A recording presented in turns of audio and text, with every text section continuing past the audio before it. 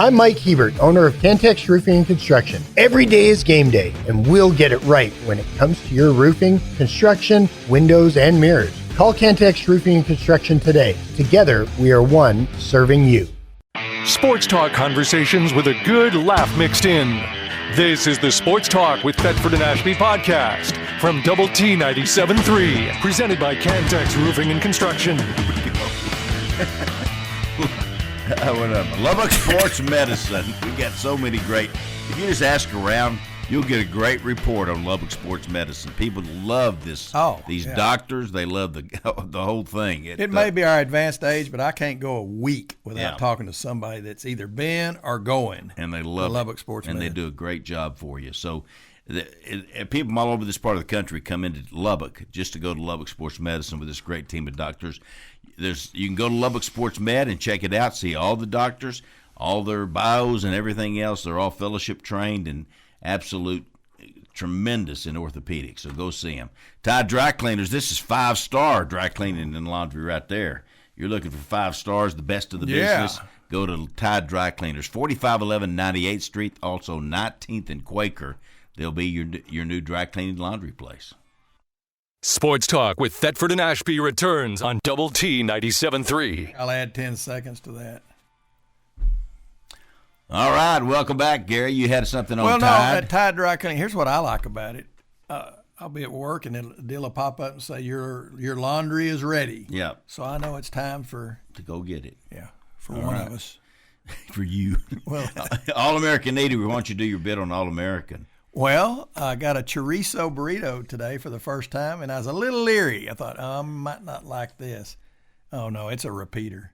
Yeah. It's beyond good. So I got great breakfast burritos, great breakfast in general out there, and then specials every day. If you get the opportunity, go out and see Abel and Desiree and all our friends out there at All-American Eatery. Brittany and the whole crew. It's a great place. It's out there where Bob's Liquor Store used to be. You guys know where Bob's Liquor Store used to be. Yeah, I'm sure they do. All right, so we're going to have Coach Dickey on here in just a minute, and he's got something going on. They're having a baseball tournament. I think this grandkid thing has really got him. He's all involved. Tell your quick story about your daughter. We're talking about David said they ought to run a clock in baseball and all. Yeah. And I went to my granddaughter's basketball game last night, and they do run the clock. Praise the Lord, they run the clock. Yep. Because my granddaughter's team only got it past half court once in the first half. Do you get any points for that? Well, no, you don't get any points for that, but it was exciting. The crowd went wild. All right, Coach Dickey, I heard you got some grandkid stuff going on. Good morning, guys. You must be hard up for guests. Everybody must be asleep in San Francisco this morning. You're our best one. You're our favorite. I don't know about that. No, we're a little bit superstitious, Coach. Hey, going to those grandkids games, the best thing. Yes, I'm sitting here at the baseball park right now. We're getting ready to do a little doubleheader today, so life is pretty good. What time do you start? We start at 10 o'clock, so we're in good shape. All right. I was about to say, if you had a doubleheader starting at 5, it wouldn't be all that great because you'd miss the tech. NCAA. Yeah. Well, I know choices are tough sometimes, but being able to see these grandboys play baseball is a pretty good priority, just like seeing your granddaughter last night. You're way too young to have grandchildren.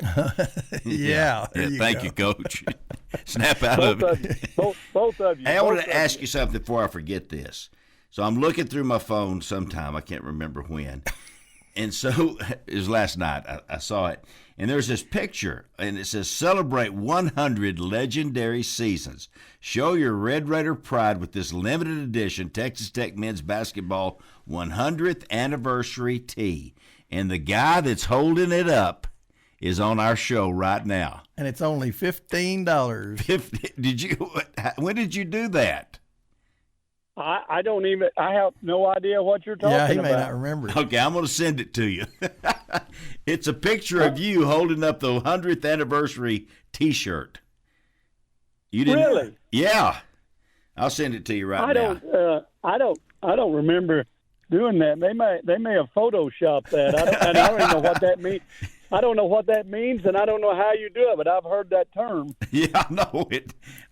You read that part about show your Texas Tech pride and get that T-shirt? Well, apparently the other day after Tech won the basketball game, one of our co-eds showed her Texas Tech pride and got down into her bra and panties and got into the fountain, the Texas Tech fountain out there at Tech. So show your pride. Oh, my. Yeah, don't do. Yeah, they may Photoshop that, you, Coach. Yeah, and Coach Dickey was in the background. Oh my God! Cheering. That's the problem with this stuff. AI and Photoshop. They put you in places you weren't even there. Yeah. Well, I'm trying to send this to you. Absolutely, and then it goes on the internet, and everybody believes it. Oh yeah. Yeah. Well, it's going to get to where nobody believes anything. So. Well, all right. What'd you think you about Texas? You got to question a lot of things, and you got to question information anymore. That's for sure. Well, not if it comes out of your mouth. So let's get some stuff out of your mouth. What do you think about the Elite Eight right now? Well, I'm really happy for Grant and for the Red Raiders. I tell you, one of the things that he's done. You guys coached, and you know this because we work on it. Chemistry is something that's hard to develop.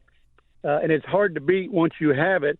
And if you don't have it, it's hard to get. And I think Grant has done a tremendous job with this team in giving them confidence. And they have the chemistry that they believe, hey, we're going to win every game. And I think that's a great attribute. Now, they have talented players.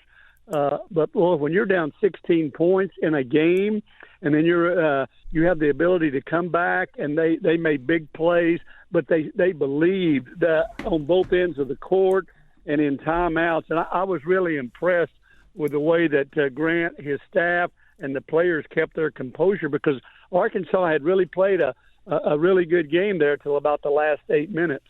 I'm watching Grant on the sideline, and I'm thinking he doesn't know what's going on for sure. Because I could tell he thought he knew we were going to win. He acted like he knew we were going to win. I'm just like, and he told the team in the timeout, we're going to win this game. And I love that attitude. I think that's and when you watch them, you don't win as many road games as they won this year. Yeah. And you guys know that. I don't care what league you're in or what level you're playing. It's always hard to win on the road. And you don't win on the road unless you have that belief and that confidence and the attitude, hey, something good's going to happen. Somebody's going to make a play. We're going to win this game. And they have carried that, even though they have, they've been injured. They didn't get off to a great start in conference, but, man, they have gotten better. And Grant and his staff have done a terrific job. And I think that's a key component of the DNA of this team. It is. Well, how do they beat Florida, Coach? Have you been scheming on how you beat Florida? They seem almost unbeatable. No, Tech's got some. They'll have some matchup problems for Florida. I think they'll bring those big guys out on the floor. Toppin may have to come away from the basket. Now they're big inside. They have shot blocking ability, but when Tech brings people away, they're hard matchups. They can create double driving lanes. They do a good job of overloading the floor. They really read the pick and roll great and dive into the basket. Their skip passes are tremendous, and they're hard to guard off the dribble. I think Florida will have some, even though you look at what is Tech's challenge is certainly the size, and then Florida has some guys that can really shoot from the three-point line, but Florida will have to guard Tech off the bounce. And Tech has the ability to shoot the three, but then they can get by you. And you take Williams, he can take a smaller guy inside and terrific finisher around the basket. He is. But then he can bring a bigger guy away and shoot the three. And they do a terrific job of penetrating and pitching. They get the right mismatches on switch. They get the isolations they want. So from that perspective, I think it's going to be a difficult matchup for Florida on how they're going to guard Tech, especially in man. Well, we've had games where we couldn't hardly miss threes, and the other day is just like, gosh, I hope that hits the rim in the first half. And the game before it was pretty bad at shooting threes, but we have the ability to fill it up from three, and I'm hoping that the law of averages catches up with us, this is one of those games. I told Tanner, I was texting Tanner during our game, I said, we probably got to stop the game and change our rim out. I think we're bending it. We're about to ruin our own. But our comeback, that was absolutely phenomenal. I couldn't believe it. And Coach, you've coached a lot of kids, but how do you go from barely hitting the rim to I mean, it's just like it's like you ever go to those healers and they lay hands on you and all of a sudden you're healed? Yeah. It was like we got healed and all of a sudden we were good again.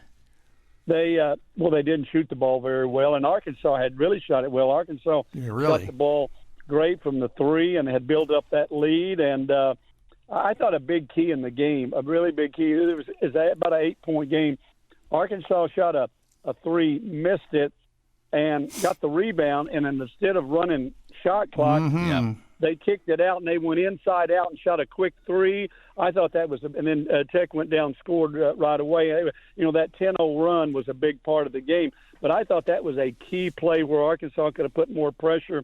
But thankfully they missed the three. They shot it. And everybody teaches that the best three-point shot is the inside out if it comes off an offensive rebound. And they shot it. But I thought at that particular time they probably should have ran some clock. But for Tech, in a positive way, it turned into a basket on the other end, made it a 6-point game. And, they just made some shots. But, yeah, you go – shooters have great confidence. They're going to – I don't think – my opinion is Tech is more balanced. They're not really a streaky team, even though in the first two games of the NCAA tournament, they probably shot too many threes in the first game and didn't win. Yeah. And then in the second game, they did a great job of being balanced and going inside and attacking Drake in the paint.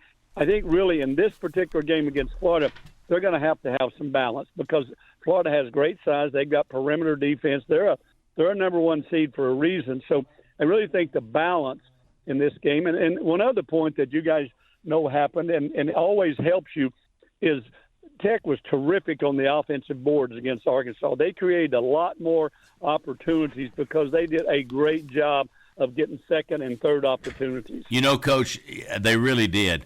But the other part of that is, you know, they were talking about we on the offensive boards we were great. Well, the problem is you're missing shots. So that's why you got offensive boards. But we did go get them, and I was so proud of Frederico. I call them rim passes. Yeah. Frederico was huge at the end.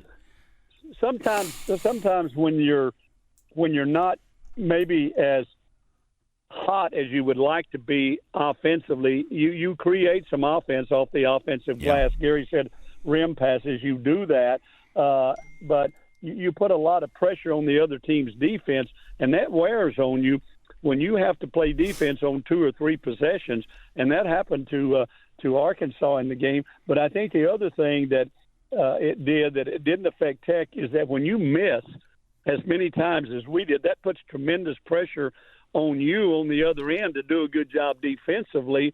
But I thought down the stretch that Tech was really good, not only when they got hot offensively, but I thought their defense, I thought they made Arkansas take some tough shots. I thought they challenged them at the rim. You mentioned Federico inside, but I thought the perimeter defense was good. They did a better job of keeping Wagner out of the paint. They changed his angles and made him drive. Even in that last shot at the overtime, he didn't get a downhill angle from the free throw line. They forced him to the short corner, which made it a tougher shot for him. So I thought their defense was good. Christian Anderson, Coach, he can play defense, and he was the guy that was on him at the end and did a tremendous job. Yeah. That was containment of the ball. Containment of the ball is one of the hardest things anymore because of so many pick and rolls. People try to get mismatches, and guys are harder to guard on the ball. But if you can contain that ball and you don't let them turn the corner at the free throw line and you force them more toward the corner or toward the short corner, that's tougher for the offense. But when you let guys get downhill and get in the paint with good angles, that's not a good situation. We used to call that the sweet spot. If you can get in the sweet spot of the court, it puts a lot of pressure on the defense. And I thought late Tech did a good job of keeping them out of the paint and keeping the angles to where it was forcing Arkansas into tougher shots. I'm sure your friends know John Calipari. Is he? I'm sure he's a good guy. You always say nice things about people. I like John. I always liked John, and people can criticize you for different things, but when you look at the job he's done over the years, obviously he's a Hall of Fame coach. Yep. People give him a lot of credit for recruiting, probably more credit for recruiting than coaching, but I thought he did a terrific job. This year they started 0-5 in the SEC, and then to come back and make the Sweet 16 with some injuries. They had Boogie Flan was out for them. So I thought John really did a nice job with his team, and I thought they got better. I happened to see them in person against Alabama, and I wasn't sure how good they were going to be. Of course, Alabama's very good. I mean, they scored 113 points. 25 threes. They're a terrific 25 threes. And you know what's interesting? You guys watch it, and everybody talks about analytics, but they shoot nothing but threes or at the rim. If you take a mid-range shot, you're coming out. They shoot no mid-range shot. Everything is got to be at the rim or a three-point shot. And man, Sears was terrific the other day. He hit 10. They hit 25. And even my grandson, he goes, he's a papa. That's 75 points. That's pretty good math for you, but that's pretty good math for you. And he said they scored 113. But you really don't see that much. No. In the Sweet 16 round where you have that much of an offensive explosion. Usually possessions are more valued, but it certainly wasn't with the Tide. Well, do you think that they'll move the three-point back where the NBA is? Because it's getting easy. It wasn't so easy for us the other night, but sure looked easy for Alabama. I don't know. I think we've got I like the three-point shot where it's at. It might go back universal where everybody's the same. It could go a little bit deeper. Then you're going to have I think you'll probably see the percentage go down a little bit because, just a little more space makes a lot of difference with a lot of shooters. But it'll be interesting. One thing I want to say about the tournament, and you guys follow this, and you do a great job, and we've talked about it being one of the great sporting events over a 3-week period. The thing is disappointing, and we talked a little bit about this last week. Yeah. There's no Cinderellas in the Sweet 16. I know it. I hate that. And I don't think there's going to be going forward. You're right.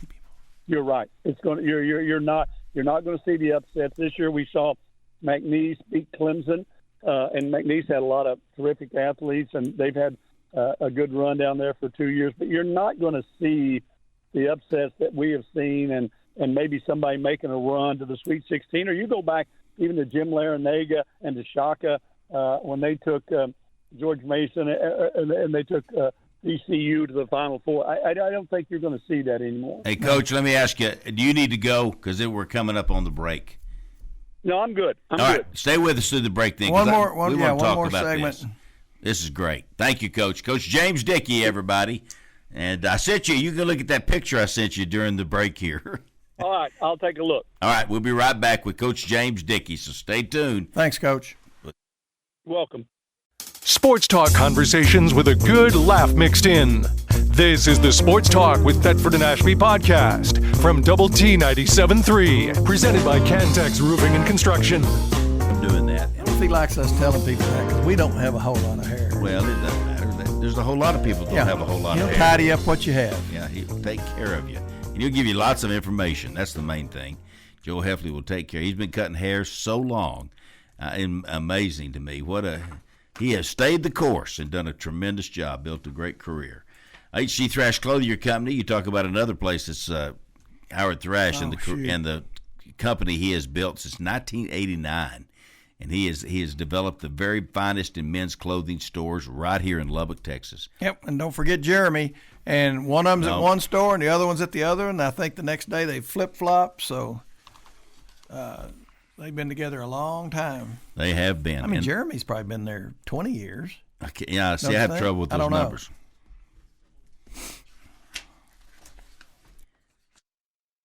All right, J&W Services, Linco Distributors. What a team this is in Midland, Texas. But they help people all over the Permian Basin. I mean, everywhere. You're in the oil and gas business. This is a team you ought to have on your team. J&W Services, Linco Distributors.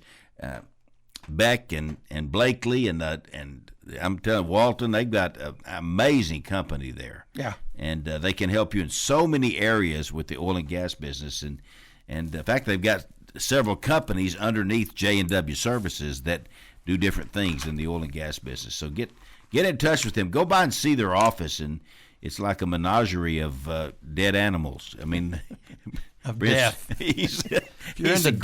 He's a great hunter, and he is on display. It really is something else when you see it. But they'll take care of you in the oil and gas business. All righty, we're trying to I guess he's up. Oh, I can't. Can you? Whoa, what's that sound? Something's not there. Lance, are you there? I'm always here. Okay, well, you kind of sound like you're in the bathroom. Can you flip Lance on where we can see him? Yeah. Just in case he is in the bathroom. I don't know where you flip it, but we got you. We got to get you on the screen here. But that's all right. Did you hear Coach Dickey? Did you ever listen to Coach Dickey? There he is. There you are.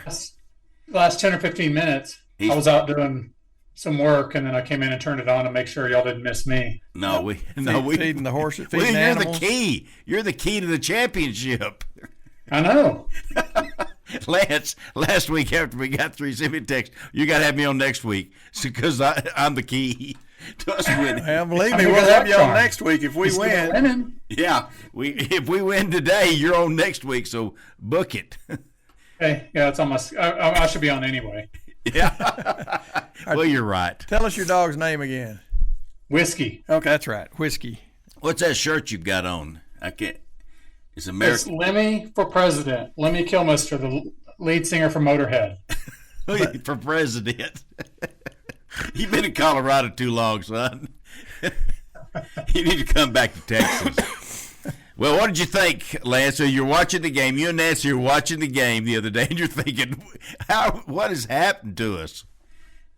We were watching it. We went up to our favorite place to watch the first half, and of course, Nancy, she gets so excitable during games. If you sit next to Nancy, you're liable to get hit in the head, elbowed in the throat. You just never know what's going to happen. So I'm sitting with her, and I could just tell she's just thinking, this is just not going well. This is probably the end. And I said, if we can cut the halftime lead to, I say 6-8, and I think was it Williams that hit a shot right before half? Yeah.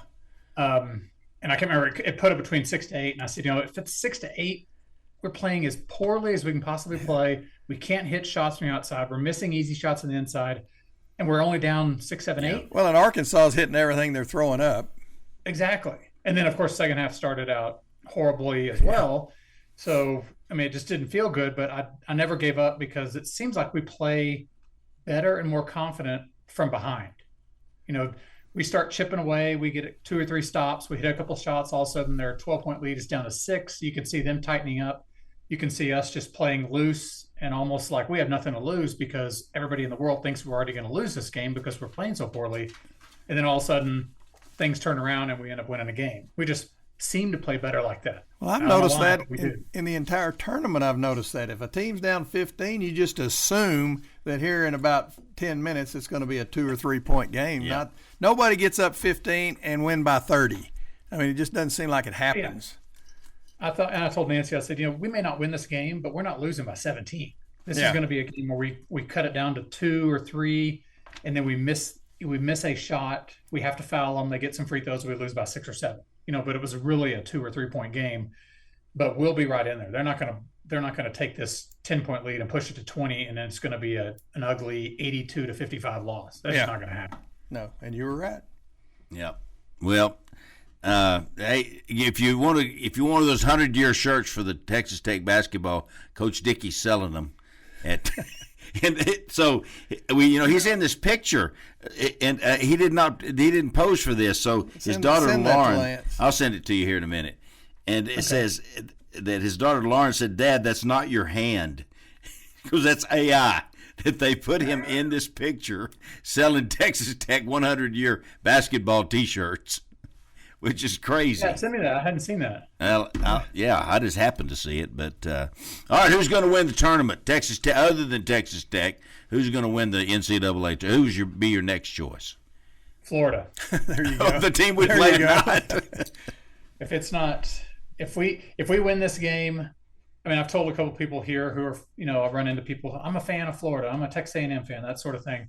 I said, we can beat anybody on any given night. I don't think there are certain teams that we could play 10 times and we beat them 7 out of 10. Like, we're not beating Florida 7 out of 10 times. Yep. But we can beat them one game, winner take all. It would not surprise me today if we won at all. We could do the same to Duke, but if this is the end of our run right now, I think Florida wins it all. All right. Okay, Florida or I'll go with the other one, Duke. Or Houston, who I've got. I'd be surprised if it was That's who I've got, Houston. Other than those two. Houston, they barely got out last night. My gosh, that point guard for Purdue, that dude is a player. They had 11 baskets at one point in the second half. He had an assist on all 11. I watched the second half, or most of the second half, and I heard him say at one point they had scored 9 baskets and he had assisted on all of them. Yeah. And at some point he had 7 points and 14 assists. And then that last play, I couldn't figure out what was happening on that last play. Yeah. Because he was guarding the inbounds play, and then they broke it down after the show with Jay Wright and that. I thought it was great they did that. I did too. I just didn't understand why he was guarding like he did, and then turned around and ran away from the one guy. He took off after Cryer. Yeah. Yeah. I mean, if Cryer catches one on the other side, there's still some guys who can collapse on him and try to, defend the shot. But he ran away from the guy who is the most dangerous and just left him wide open. It was a brilliant play. It really was. I couldn't figure out what their defensive strategy was in that one. Well, I know what you'd have done with that ball when they bounced it to you. You'd have two-hand flushed it. He just laid it over the rim. I wasn't laying it up. No. Going to make a statement. We're going to make a statement. Yeah. Well, it's been a fun tournament. We did talk to Coach Dickey about the lack of Cinderella teams, and we may not see them. It'd be amazing if we ever saw another Cinderella team. Yeah. I thought if y'all hadn't figured it out right before y'all went off of the air with Coach Dickey, I was going to tell you it was Will Wade y'all were talking about. Yeah. That was the team I picked. I think I picked him to go to Sweet 16 mainly because he's a high-level Division I coach who's coaching at a low-level Division I program because he got in trouble for things that now are legal. So I felt like this is the team that'll make a run because of that, and because he seems to win everywhere he goes. I was kind of surprised they lost. I don't even remember who they lost to the second game, maybe Purdue. But I had him going to the Sweet 16, and that was my only real true underdog. Yeah, they lost to Purdue. And there was that point guard. What's his name? Smith or something? Anyway. Braden Smith. He is something else. Yeah, he's got a weird beard, but he can play. Yeah. And when you say underdog, I don't know if we're going to – that word may go away over the years because I don't think we're going to see underdogs maybe one or two every year or two. I mean, it's just not going to be every year that we have a Cinderella story. I don't think it's going to happen. And it's hard to get those teams in there when anytime they develop somebody who could be a program-changing player, they're gone. And you can just transfer 2, 3, 4 times. And then, of course, the money. McNeese State, if they had a first-round pick level type of player, he's not going to be at McNeese State. He's going to go to LSU. He's going to go to Kentucky. He's going to go somewhere else that can pay him more money. And then they got to start all over. And it's sad to see. I get that that's where we are, and I hate it. But I just can't imagine you're going to see a great player at a low-level program stay there when they could be making – or a great coach. Great coach. Yeah. I just think about one of y'all said it or maybe Coach Dickey said it, that, these guys, this might be the most money they ever make in their whole life in 1 year because they're not going to – most of these guys aren't going to go play in the NBA. If they're going around playing around Europe, they're going to make some money. But some of these guys make so much money, and it's hard to look at that and say, should I stay here at McNeese State? Somebody's paying me $80,000. Or, here's Texas Tech offering me $600,000, and my parents make $52,000. Yeah. What do you think? What do you think JT Toppin's going to do? He came up, he could get drafted, but he's making a lot of money at Tech, and should he stay? Should he stay compared? I think he should stay either way because. Could he make an NBA program? Yes, but he doesn't seem to fit the profile of what the NBA wants. Because the guys that are his size are guys like Paul George, Kawhi Leonard might be a little bit smaller height-wise, but they're perimeter players, and Toppin isn't a perimeter player, and he's not gonna bully guys down low like he does in the pros. Because is he going to be backing down a 7-foot guy who weighs 250? He's not going to do it. No. So if he left to go to the NBA, I think it's going to be a struggle, and maybe he makes a little more money, but he could stay here, develop his game. I don't know why you would ever leave our program, because we're clearly a program that can make a Final Four run. It's not like he's making a bunch of money at a team that's going 15-15. Yep. So he's got the best of both worlds. We're going 28, we're 29-8 or whatever we are, one game from the Final Four, and he's making more money than the three of us combined for the rest of our lives. So why would you leave that? I don't get it. Well, talk about. But some kid will do it, and then they'll go somewhere else, and they'll have a crappier season on a lousier team, and think, I should have stayed at Tech, or I should have stayed wherever they were. Yeah, where I was happy. Yeah. All right, you were a fan favorite when you were here. Have you ever sat down and thought, I wonder what I'd be worth? I don't even know what these guys get paid, to be honest with you.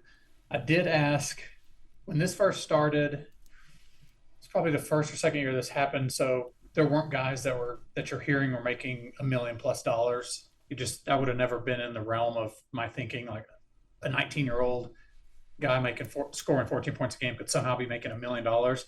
And I asked the son of one of Tech's big donors, and I just said to him, "What do you think a guy like me? What would I make?" And he said probably 250 to 300. And to me, I thought, "Oh my gosh, that's $1 million in 4 years." Yeah. And now here, a couple of years later, you could have guys making $1 million. I heard we have a friend here who's an OU person, and I said I heard that we had offered $1 million to Aaliyah Chavez, and he said, "I've heard that OU was at $1.5 million."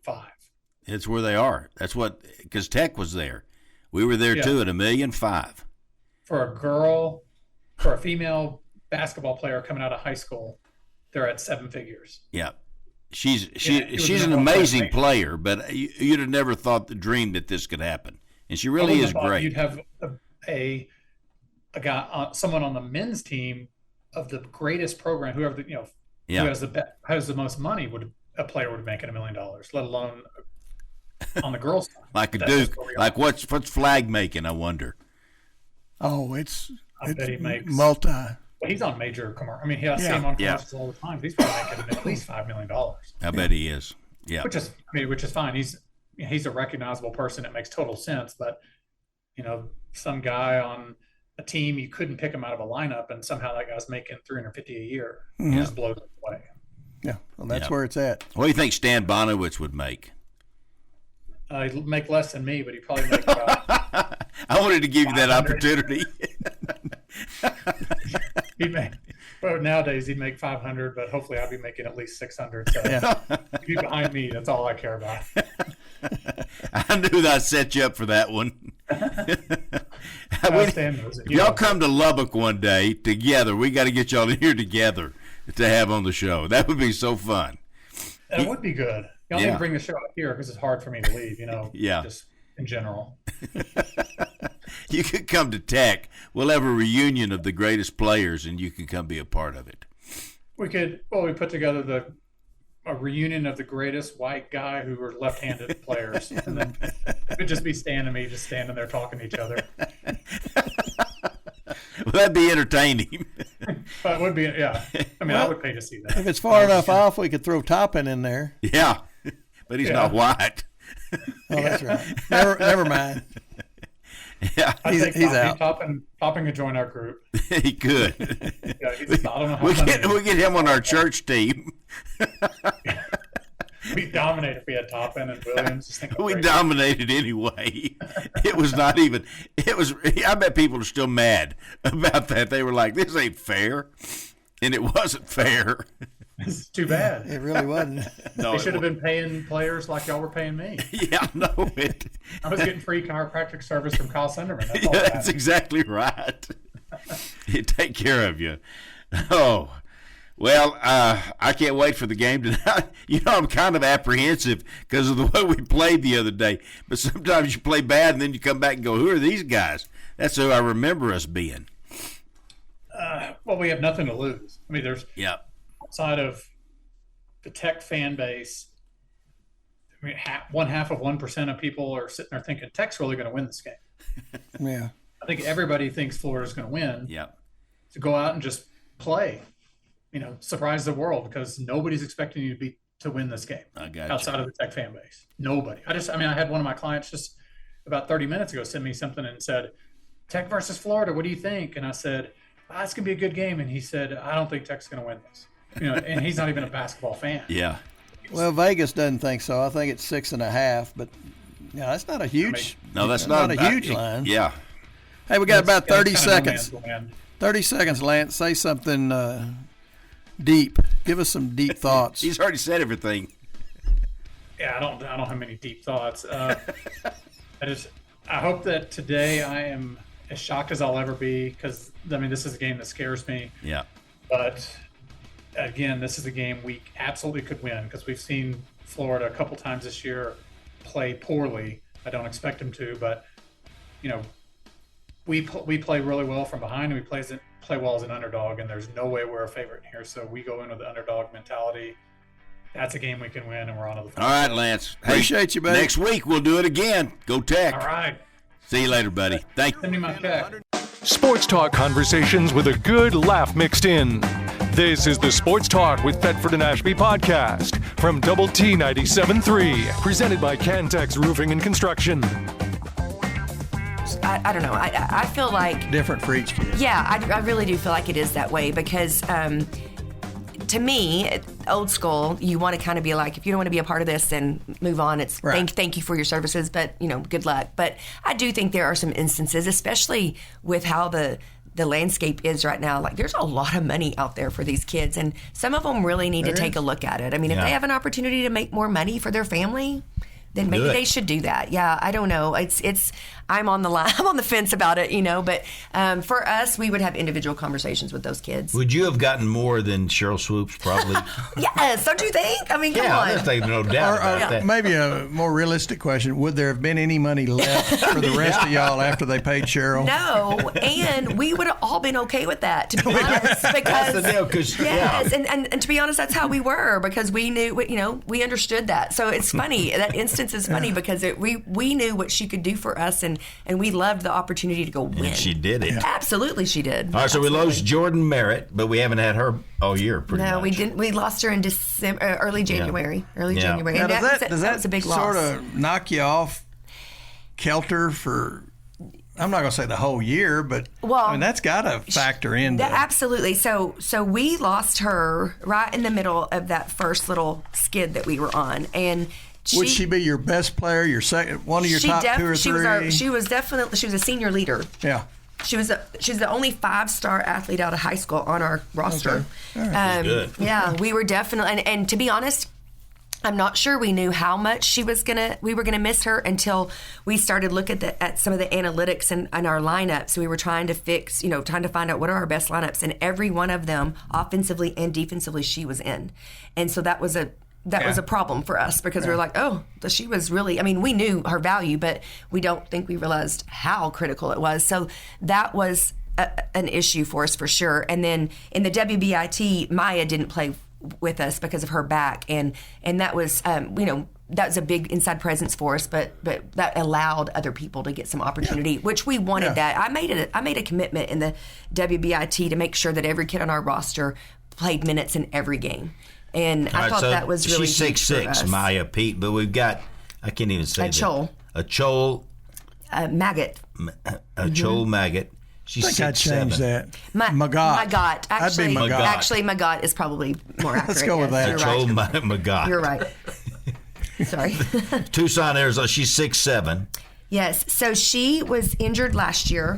She actually hurt her knee her senior year in high school, and we pretty much redshirted her. We did her freshman year. So this year was her first year, and got limited minutes early, but really helped us in the Iowa State game because obviously she's 6'7". Yeah.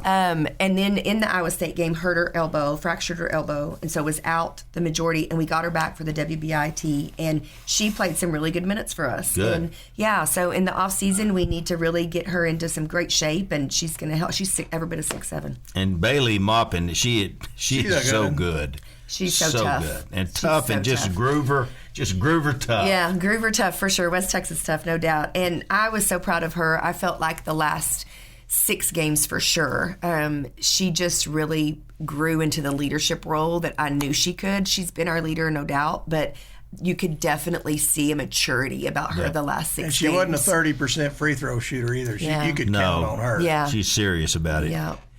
In fact, up until I think she missed one. Yes, she did. Late. It was off the technical foul she Did you missed yell at on. her? I did not yell at her in that situation. Well, when you're talking about the weary, But I know it. I thought, okay. The weariness. But yes, for sure, because she'd made 32 straight before that. Oh, it's phenomenal. Oh my gosh. 32 straight. Yes, and I'm going to go back and phenomenal. listen to the commentators because if they said that, they jinxed her.